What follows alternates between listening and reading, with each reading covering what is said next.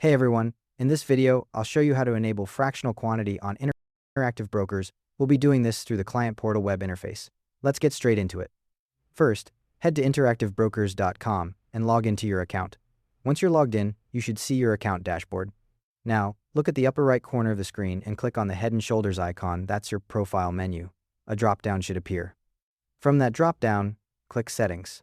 This will open the Settings panel. Once you're in Settings, scroll down until you see the Trading section header. You'll see various trading-related options listed under it. Click on Trading Permissions.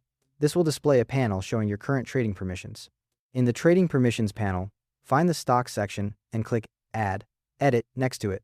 A Stocks Permission configuration screen will appear showing different regional options. Now scroll all the way down to the bottom of the regions list. You're looking for the global options there at the end. When you see it, check the box next to Global Trade in Fractions. The checkbox should now be ticked. Finally, click the Continue button in the lower right of the screen.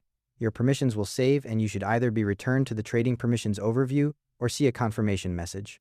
The permission usually updates instantly, though in rare cases, it can take up to 1 business day. Once it's enabled, you have 2 ways to specify fractional orders. You can enter the exact number of shares you want to purchase, including decimals like 0.5 shares.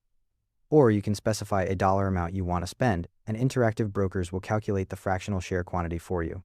To use the dollar amount method, click in the quantity field when you're placing an order. A pop-up quantity selector will appear. This is where you toggle from shares to currency. Choose the currency option, like USD, instead of shares. Then enter the cash amount you want to invest, and the system will automatically buy the corresponding fractional quantity. This is particularly useful if you're dollar cost averaging or want to invest a specific amount without having to calculate the fraction yourself. The quantity field selector is the key. That's what switches you from share-based to cash-based ordering. And that's how it's done. Thanks for watching. See you in the next one.